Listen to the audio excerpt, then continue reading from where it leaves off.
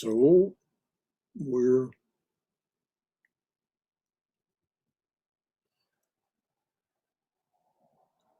if I'm correct, the poem we'll start with is "The past's lips are not deceased." Is that correct? Yeah, that's where we are. Exactly. Okay. All right. Well, why don't you read that one for us, Haima? Sure, Brother Shankara, I will be glad to. The past's lips are not deceased.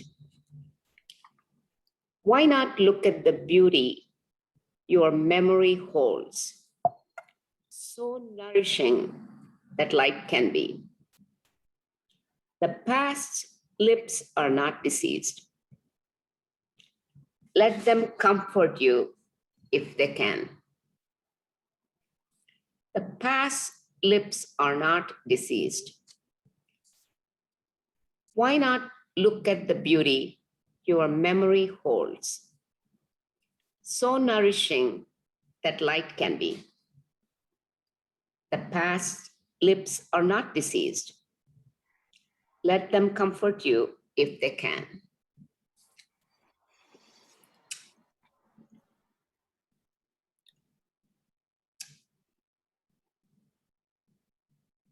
Anyone have anything to say about that one from their own experience? I do, or I'll jump in here. Yeah.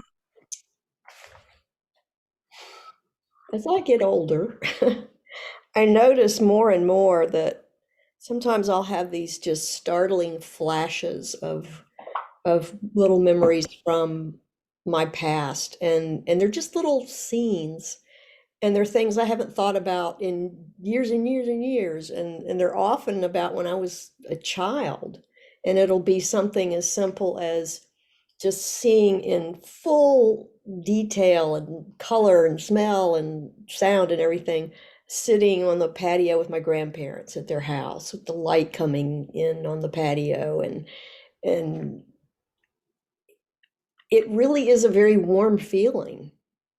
Um, and I've tended with my memories throughout most of my life, especially being when I was younger adult.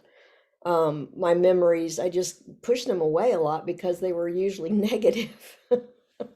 And I thought, I don't remember anything from the past. I don't remember my childhood, but now those things are coming up and they're beautiful. And I don't know if that is at all what this poem is about.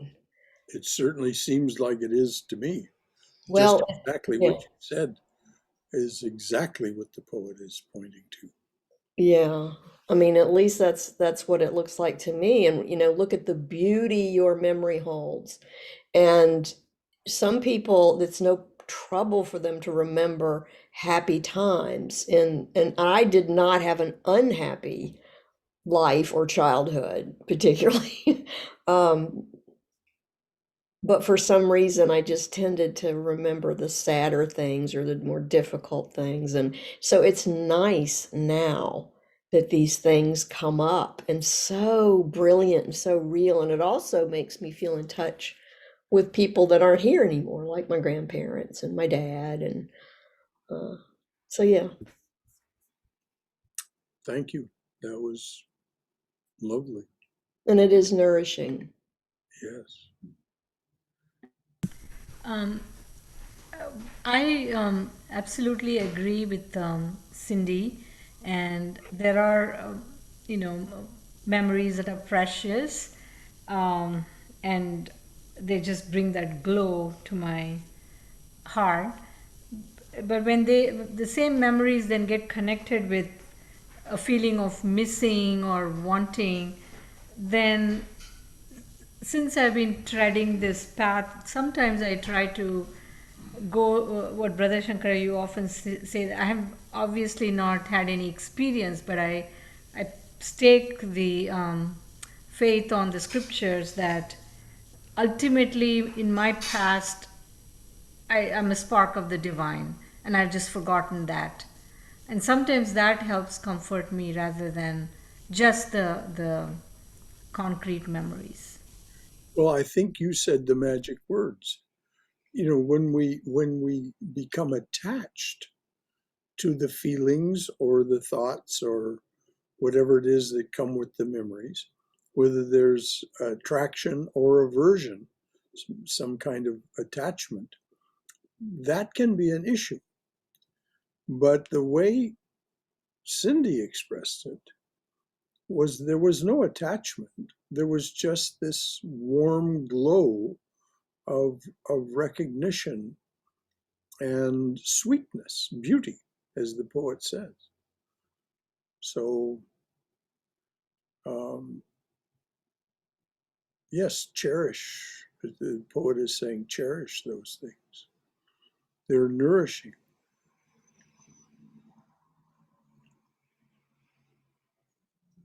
Anything else from anyone? I mean, we all have a past, and what are we doing with it? You know, what is our, if we look back darkly, as Cindy said, if we look back darkly at it and say, oh, it was all, you know, misery and unhappiness and so on. Well, we all have our misery and our unhappiness. And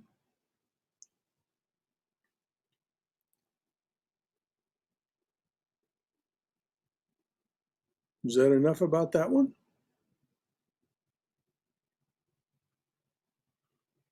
Okay.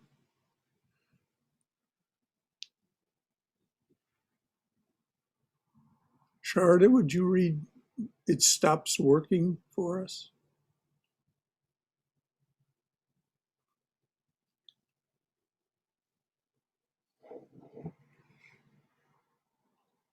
Cindy, did you hear me? Forgot to unmute. I forgot to unmute. Okay, yes. It stops working. Look what happens to the scale when love holds it. It stops working. It stops working. Look what happens to the scale when love holds it. It stops working.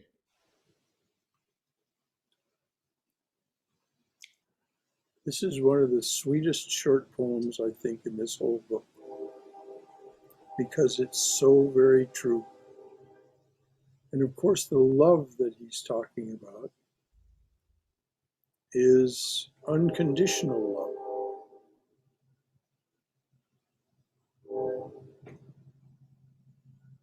And the scale of good, bad, right, wrong judgment, just in the presence of unconditional love, none of that is there.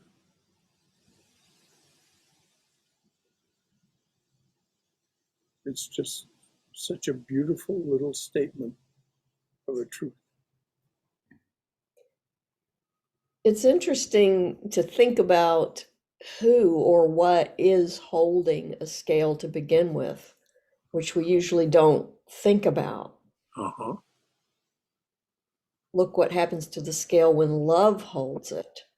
Because usually what is holding it, whether it's actually a thing or a person who's using it to measure, it's about measuring worth.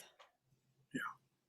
And love holds it with unconditional love. Everything has the same worth. Yes. To love, it does.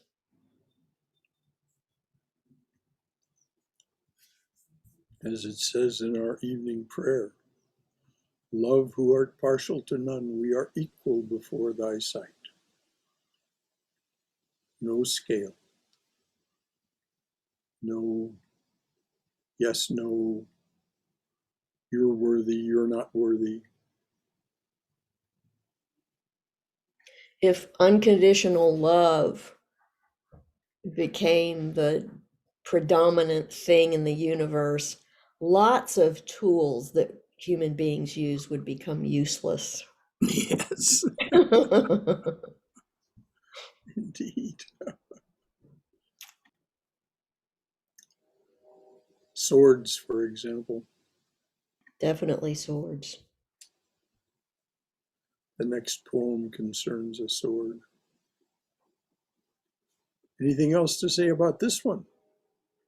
Anything that anyone has to say about the scale that stops working when love holds it? Yeah, I just put a 2 cents in here on just not a play on words, but just again, weighing in, that so many people do when they stand on a scale, to get their worth, as Cindy said, the weighing in is the same for everybody, when love is the predominant equation. Yes. That's all I wanted to add. Well, thank you, Heidi. Exactly. Anything else from anyone? I totally agree with both of them, Brother Shankara. But we live in a conditional world. We live in a conditional world majority of the time. Yes. So conditioned. Yes. But we don't need, as was pointed out so strongly yesterday, we do not need to be confined by that. Exactly. Exactly. At least some of us can practice unconditional. Well, That's the thing about unconditional love is it doesn't seem to be something that you practice as much as it is something that you surrender to. Surrender to. Right. You surrender to it in yourself. Sure. And this is why Christ said, "Love ye one another as I have loved you," unconditionally. Anyway, Surrender to or allow. allow, yes. Allow it to happen. Exactly. Yeah. So relaxing. Unconditional love is so relaxing. No expectations, no anxiety. It's so relaxing when we allow it to happen every time. Every time. Nothing, as Heidi said, there's no weighing in. Exactly. The scale has stopped working. It's pretty much karma yoga. Unconditional love is total. Do it because you want to do it. That's it. No return expectations. Thank you.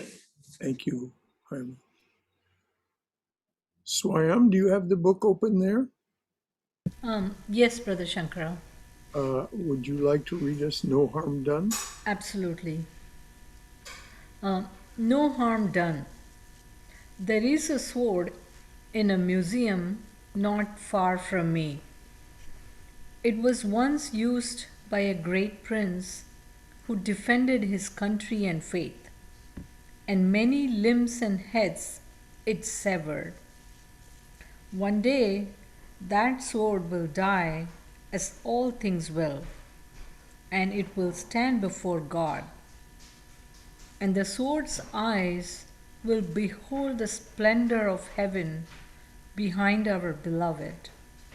And the sword will wonder with all of its heart, will he let me in because of my life? And God will say to that sword, as he does to every creature, no harm done, no harm done. Forever welcomed are all. No harm done. There is a sword in a museum not far from me. It was once used by a great prince who defended his country and faith, and many limbs and heads it severed. One day that sword will die, as all things will, and it will stand before God, and the sword's eyes will behold the splendor of heaven behind our beloved, and the sword will wonder with all of its heart, will he let me in because of my life? And God will say to that sword, as he does to every creature, no harm done, no harm done, forever welcomed are all.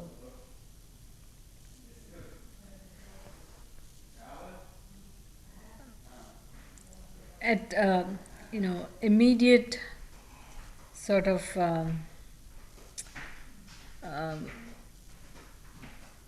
grasping, this follows from the previous poem of unconditional love, which God is. No Precise. matter what, forever welcomed are all. Of course, the left brain can dissect what is meant by the eyes of the sword. The sword's eyes will behold the splendor. So, what's that? Well, what the poet is saying is that everything without exception, including this sword, is made of consciousness. And so the sword will be, in its own way, self-aware also, and aware of its life. Such a beautiful poem.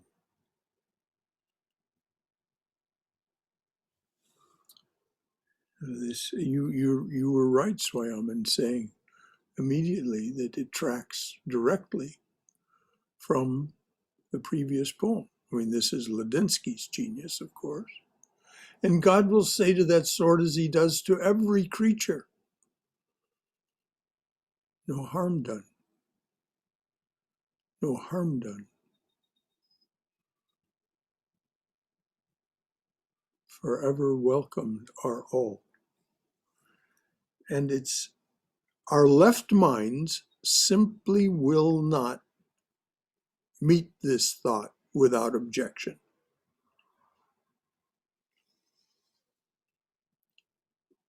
What do you mean, no harm done? All those heads and limbs severed, all that blood spilled, blah, blah, blah. Well, the exitless maze of our left mind, if we engage too much with it, will leave us puzzled by this poem. And that's why Ladinsky prefaced it with the poem about unconditional love. The Lord's, the beloved's love is unconditional.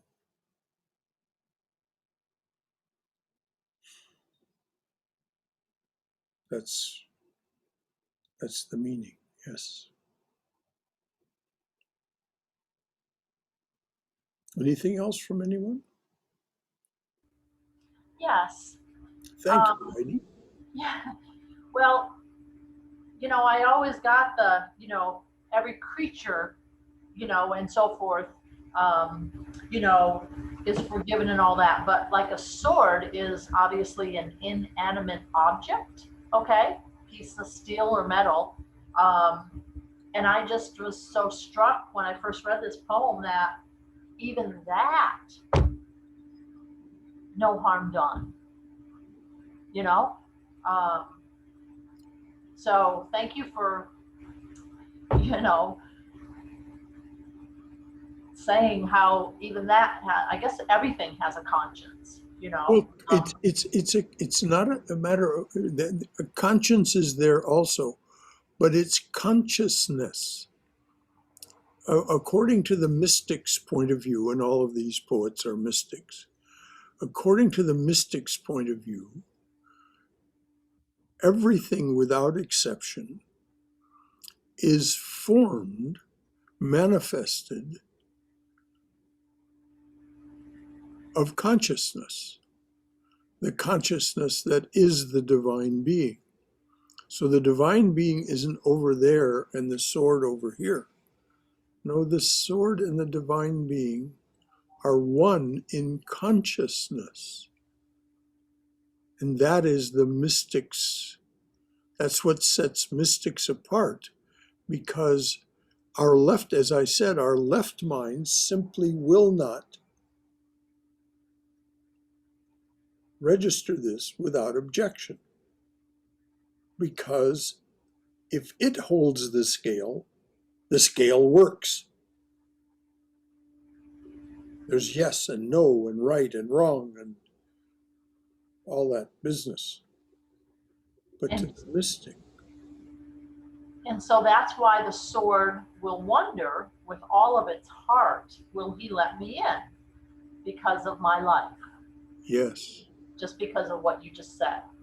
that's the mystic's point of view, yes. Yeah.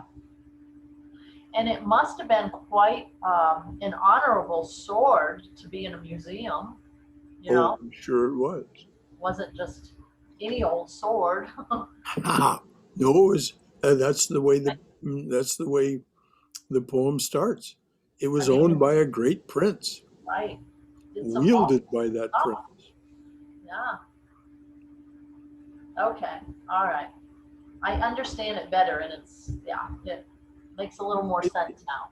It is that point of view of the mystic that doesn't see separation, that doesn't see the sword as separate from all the rest of manifest presence.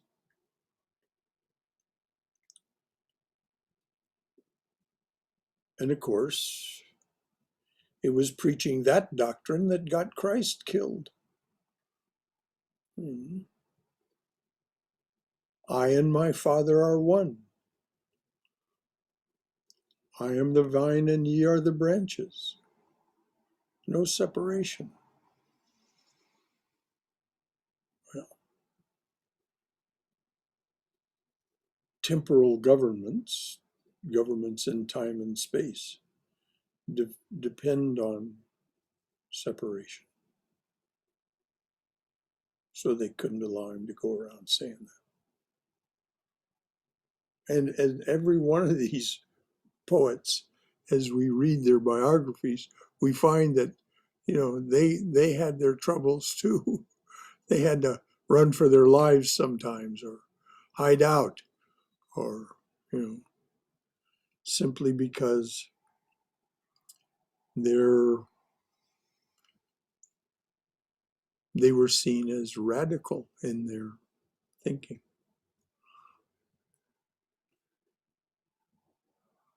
Anything else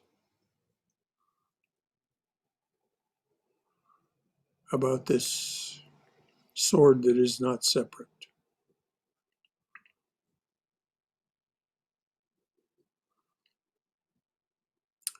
Okay, that's the last poem of Kabir. And we're about to start Mira. Bart, do you have the book there open in front of you? I do, Brother Shankara, yes. Would you like to, this is just an invitation, not even a request, it's just, would you like to read Mira's biography? I will. Okay. I will. And here, to begin with, here's a quote from Mira. The moon was perched like a golden hawk on the mango tree. I knew the moon was like me, in heat, crazed and hunting. So I climbed up there with that wild old gal, thinking 2 drunk beauties like us will surely snag Krishna with our eyes. Would you read that again, please? Yes. So beautiful. The moon was perched like a golden hawk on the mango tree. I knew the moon was like me, in heat, crazed and hunting. So I climbed up there with that wild old gal, thinking 2 drunk beauties like us will surely snag Krishna with our eyes. I love her already. Yeah, exactly. You know, the thing that Mirabai does, that's the rest of her name, Mirabai. Mhm. The thing that Mirabai does is take this longing for the divine, for the divine presence, this mad love of the divine, and communicate it to us in terms that we usually think of as erotic language for physical activities. And she does it very deliberately, and she does it very truthfully because that's how she experiences it, as we'll see in her poem. So you want to go ahead and read the rest of it now? Mhm. Mirabai, circa 1498 to 1550, is the most renowned woman poet saint of India. Her songs, sung by Hindus, Muslims, and Sikhs alike. She was born a princess in the area of Rajasthan. Her great-grandfather founded the city of Jodhpur. It has been said that when Mira was a small child, she brought a plate of food to a sadhu, who was a wandering ascetic, at the palace gate. He whispered a few words in her ear and bestowed a tiny statue of Krishna into her hand, which she forever treasured. There are no other accounts of her having had a teacher or formal religious instruction, so perhaps those few words held some key to a spiritual awakening. Sometime later, she questioned her mother about who would be her husband, as marriages were often arranged in the early years of a girl's life. Her mother, perhaps not fathoming the seriousness of her daughter's inquiry, playfully pointed to the little statue of Krishna and answered that he would be Mira's groom. From that time onward, Mira felt herself to be married to Krishna. And when the time came for her actual marriage, she refused to submit to being treated as a piece of property within the conventional marriage that had been arranged for her against her will. Her husband died soon after that marriage, and this allowed Mira to begin leading a more religious life, toward which she had long felt inclined. She began seeking out the company of wandering sadhus and felt drawn to public temples that were usually only visited by low-caste devotees. Her presence at these temples and her singing and dancing and embracing of untouchables enraged her in-laws to such an extreme that they tried to kill her. Mira, when in her early 30s, renounced her title and position and fled. She herself became a sadhu, traveling much of northwestern India on foot, sleeping often in the open, sometimes near temples and mosques. She was a fierce champion of human rights, especially women's rights, and with a shocking wit and penetrating insight, would often expose the ridiculous aspects of politics, orthodox religion, the caste system, and chauvinistic oppression. Her songs often glorified the ascetic's life, and at times her poetry was very erotic. As a finely educated woman, she first composed her poems, songs, in the ancient tradition of classical Indian poetry. In fact, Mira's love songs are said to have helped revitalize and evolve North Indian music. Even today, her songs are very popular and sung by classical singers, as well as heard throughout the streets of cities and in villages. Several thousand poems are attributed to her, though perhaps only a few hundred are authentic. There is an account of a childhood handmaid of Mira named Lalita, who may have followed her on her wanderings for a while, noting the songs down in a notebook. Records in the Ranchorji temple at the coastal city of Dvarka, where Mira is last recorded as having lived, mentions such a notebook. Mira spent the last few years of her life attending the destitute near the Ranchorji temple. Who has wind blowing where they are? That's me. That's me. Sorry, I just closed the kitchen window. I'm sorry. It's quite all right. Are you able? What was the last part you all heard? Well, Was it? I'm sick. This is like, it's like Elsa came back. Okay. right. Why don't you go back a couple of paragraphs Okay. to at least several thousand poems or so? Okay.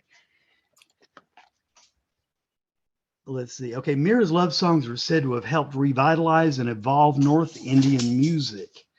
Even today, her songs are very popular and sung by classical singers, as well as heard throughout the streets of cities and in villages.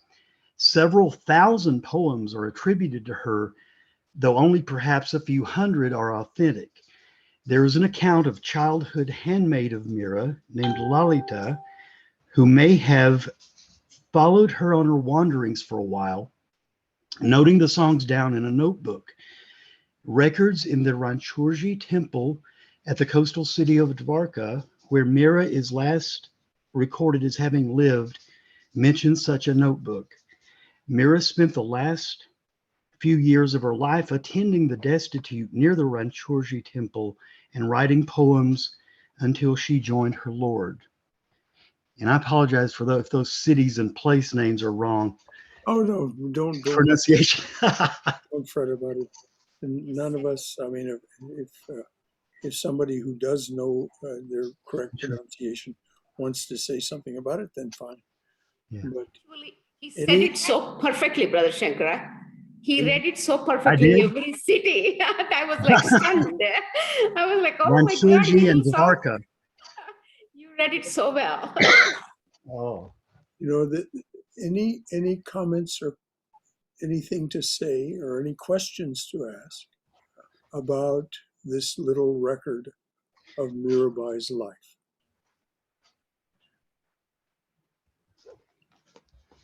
She's definitely an extraordinary woman, Brother Shankara. Like they said, that we still hear their songs in the radio and, always in India. When we lived there throughout our lives, we heard those songs in the radio regularly and people sing. And she was well regarded. But I know she was really attending destitute women, but still there was problems in India for women, even though she was so revolutionary person. And we still had problems, and even now we still have problems. So it'll always be, some will be there, but we need people like Mira, more of Mirabais and Mother Teresa's in India, a lot more Mother Teresa's and Mirabais. That's all I can say. Thank you so much. Thank you, Jaime. Anything else about Mirabai? I was thinking that same thing, Haima. We need her more than ever today. Yes. She was a fierce champion of human rights, especially women's rights, and with a shocking wit and penetrating insight would often expose the ridiculous aspects of politics, Orthodox religion, the caste system, and chauvinistic oppression. Yeah. Here's one of those incidents. Mirabai, of course, being with her heart given to Krishna, of course visited the site of his boyhood adventures,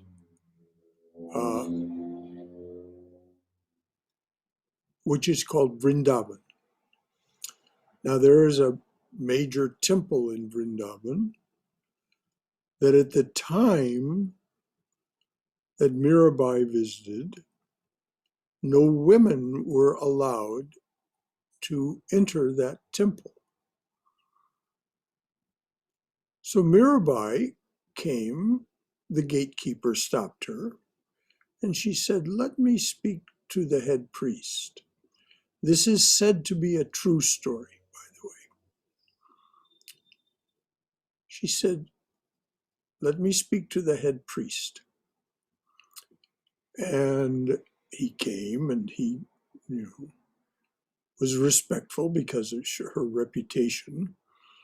But he said, no, you can't come in. No women are allowed in this temple. And she looked him square in the eye and she said, are not all souls female before God? Are not all souls female before God? The man had the great sagacity, the great wisdom and humility to bow to her, take her hand, and lead her into the temple. This is the head priest. So this was our Mirabai.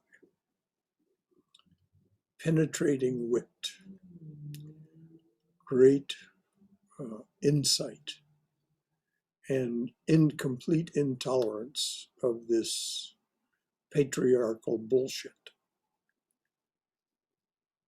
And so we'll see her poems are. And once again, just watch Ladinsky lead us through. Just watch his through line of her poems. It's so okay. Heidi, why don't you read Such Wisdom? Okay, sure. Such wisdom. You should act more responsibly, God, with all that gorgeousness you possess. You have made all of my friends nuts and basically unfit to do much else but dream of you and plot drawing your mouth close again. Did that make sense? And plot drawing your mouth close again. Close again. Close again. Yeah, okay, that sounds better. Let me read that again. You have made all of my friends nuts and basically unfit to do much else but dream of you and plot drawing your mouth close again. The soup kitchens are complaining about our wisdom of getting drunk all day on the gossip we share about you. Such wisdom. You should act more responsibly, God, with all that gorgeousness you possess. You have made all of my friends nuts and basically unfit to do much else but dream of you and plot drawing your mouth close again. The soup kitchens are complaining about our wisdom of getting drunk all day on the gossip we share about you. Oh, how funny. I do like her already. Yes. Isn't she a treasure? Yes. You should be more responsible, God. You're making all my friends nuts. And the places where we get our food, the soup kitchens, are complaining about the fact that all we do is get drunk on the gossip we share about you. It's just... She's giving God advice. Oh, well, you'll hear a lot of that from Mirabai. Yeah, just getting started, right? This echoes this boyhood adventure that I spoke of Sri Krishna. When he was a boy, he had to be in exile because there was a king named Kamsa that wanted to kill him. There's quite a parallel actually between that and Herod's desire to kill Christ.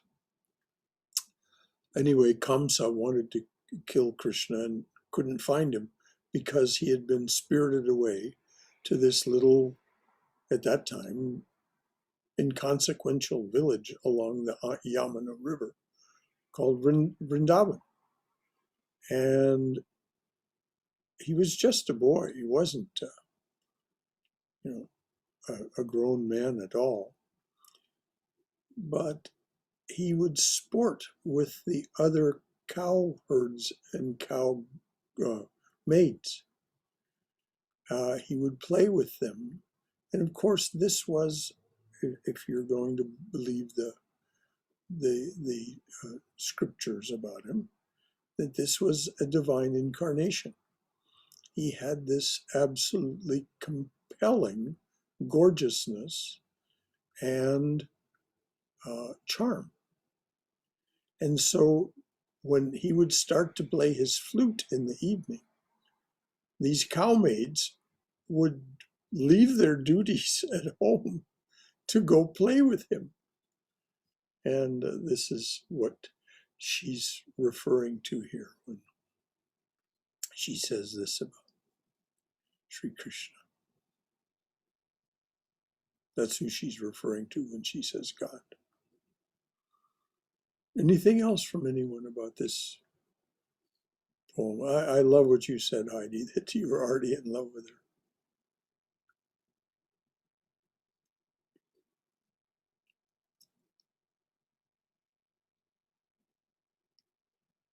Okay.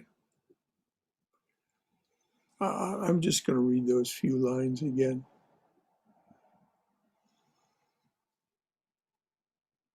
You made all of my friends nuts and basically unfit to do much else but dream of you and plot drying your mouth close again. The soup kitchens are complaining about our wisdom of getting drunk all day on the gossip we share about you. Priceless.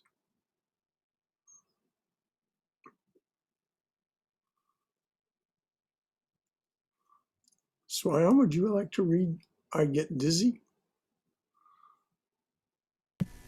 Sure. I get dizzy. I can't forget about love for more than 2 seconds. I get dizzy if I think about anything but the way you pant in my ear. I get dizzy. I can't forget about love for more than 2 seconds. I get dizzy if I think about anything but the way you pant in my ear. Again, Krishna is such a, growing up in India, surrounded by stories of Krishna, and I think everybody was in love with Krishna, or is, and Mirabai just has this way of expressing it that I get dizzy. Um, Get it's dizzy if I beautiful. think about anything else. Anything else, right? And the thing about these saints is, anyway, that the stand is taken from here, that we can absolutely take them at their word. They're not posturing or saying something for effect. They may be saying something for effect, all right, but it's an absolute truth. And so when she says, I can't forget about love for more than 2 seconds, oh, what a blessed state. You know, most of us can't think about love for 2 seconds continuously. You know, something interrupts.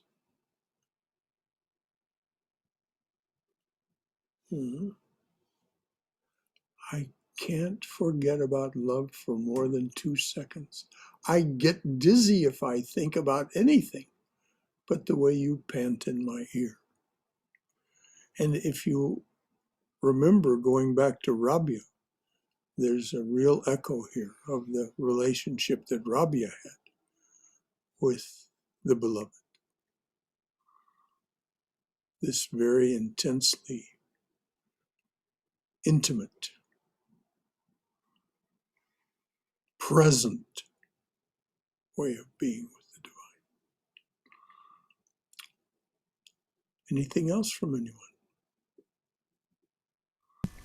Um, I have heard or read that the way that Mirabai's life ended was they say that she merged into a statue of Krishna at the end of. She just walked in and merged. Well, you know, this is a legend that is shared with Chaitanya Mahaprabhu. The, and we don't know what to think about that, Swayam, you know. If she'd said it, you know, I'm going to merge with that statue, then it would be very easy to believe. But it's a lovely legend, regardless of whether it's literally true or not.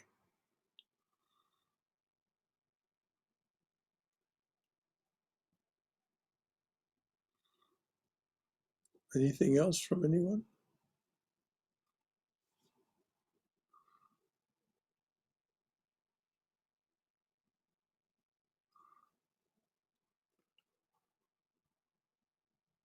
Sharda, do you have the book there? Would you like to read this next one in front of his wife?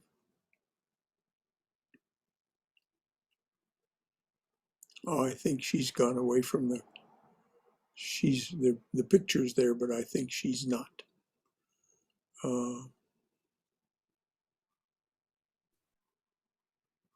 Katrina, do you have the book there, or do you have it open? No, Brother Shankar, I don't have the book. Oh, I'm sorry, dear. Okay. Well, I'll read it then. In front of his wife. I tried controlling myself, but it did no good. My senses are aflame. I heard you singing. That started all my blessed madness. I openly made love with everything in sight last night, and this morning the constable showed up and wrote out 20 citations. I guess I should not have jumped naked on him in front of his wife. In front of his wife. I tried controlling myself, but it did no good. My senses are aflame. I heard you singing. That started all my blessed madness. I openly made love with everything in sight last night. And this morning, the constable showed up and wrote out 20 citations. I guess I should not have jumped naked on him in front of his wife. There's one more line. Oh, is there? One more line. The hypocrite. The hypocrite, he wouldn't have complained at all if we were alone. Thank you. All right, let me read that ending again. The constable showed up and wrote out 20 citations. I guess I should not have jumped naked on him in front of his wife. The hypocrite, he wouldn't have complained at all if we were alone.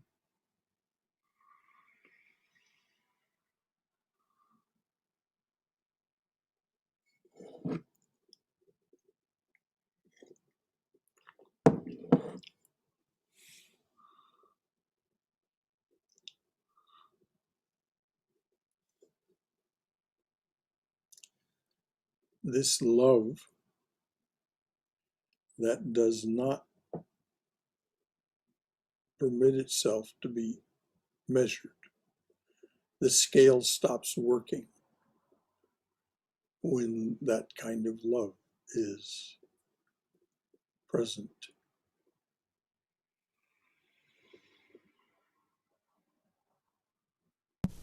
Because this is one of the poems where she also uses her poetry to make a statement about society. Oh yes. What how do you interpret this the statement about society? Swam? The hypocrisy um, of the constable in writing up citations just because I guess his wife was with him. Um, Yeah, if that's not, he might have just enjoyed, I guess, as happens in society, the doing things in hiding.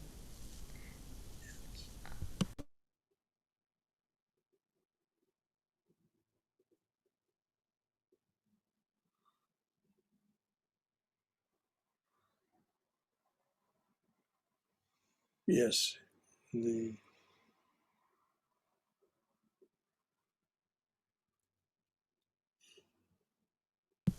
Especially the time that, the 1400s, and nobody would dare say anything, I guess. dare say anything about what you If if somebody in position like the constable did something that was not not right, and she with her poems is trying to, I guess, bring it out into the open so that society would open its eyes. thank you, dear. That's well said. Anything else about this one?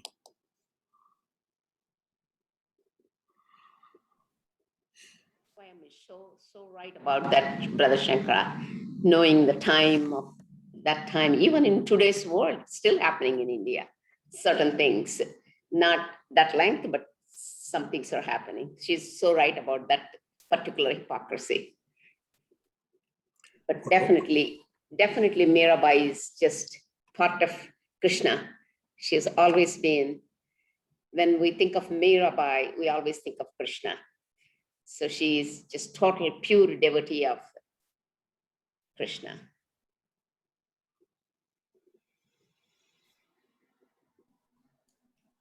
well, this is a puzzling poem because, as I said, we we can take these poets at their word. Yeah. So, what is it she actually did? What does she mean when she says, I heard you singing? That started all my blessed madness. I openly made love with everything in sight last night.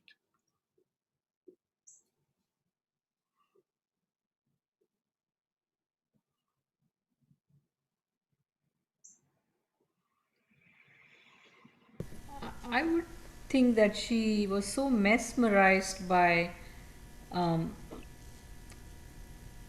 by her um, she heard the divine sound, she's the singing, and got so mesmerized that she didn't see any difference with anything in her sight. Well, that is the key again to the you've hit the nail on the head, Swam. When you see only the divine, when you see only the divine, which is what the mystic sees, only the beloved, in every form, in every manifestation.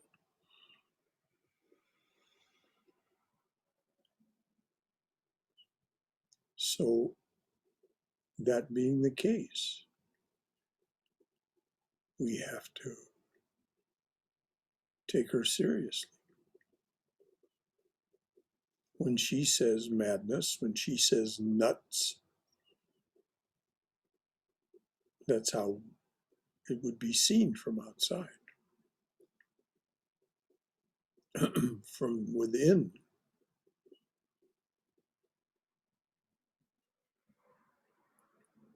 it's not possible to know what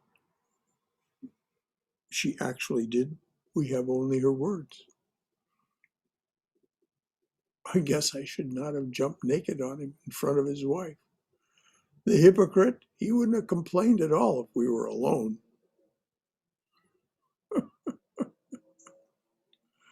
20 citations.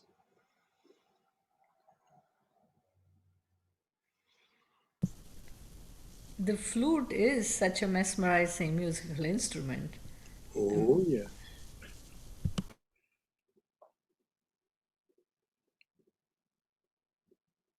She doesn't say playing the flute, though. She says singing. She says he was singing. That's right. But generally, when we hear about Krishna, mind just goes to the flute because Yes, that's yes, what it yes. But that's not what she says here. So we can't make that jump. We have to. It's like they say in vaudeville: buy the premise, buy the bit. Either she's telling the truth or she's not. So okay, we have just a few minutes left. Couple of minutes left.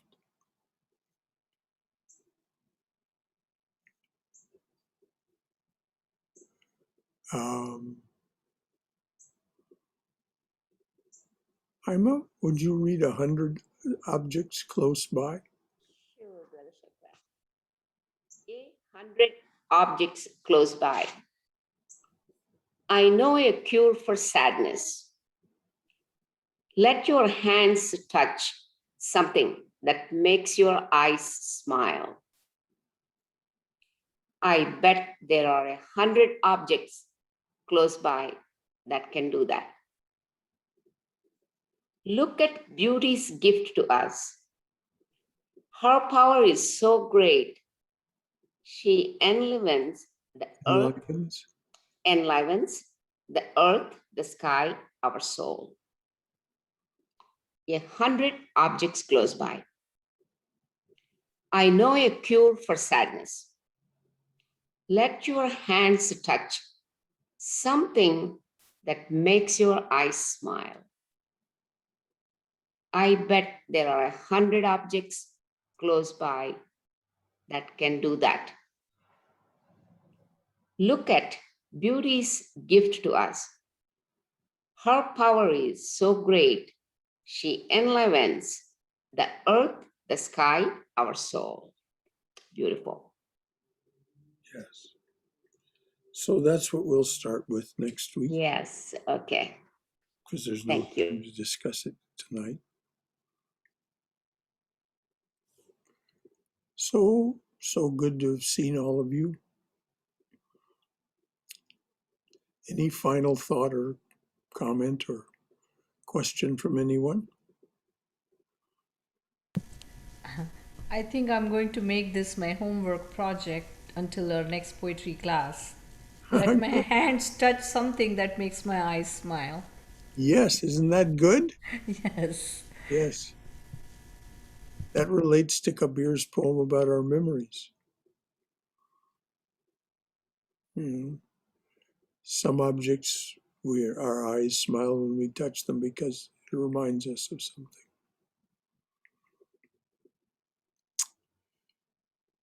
Thank you, Swayam. Your homework project, that's good. All right. Well,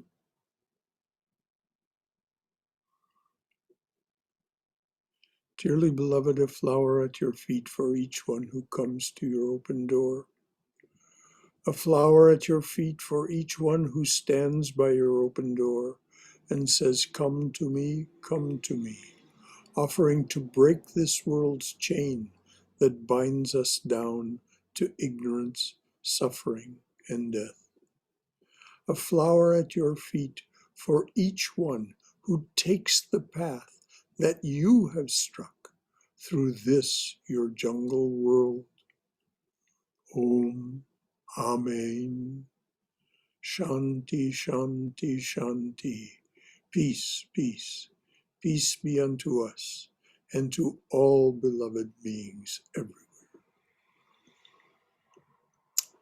Jai Shri Guru Maharaj Ji ki Jai, Durga Durga Durga.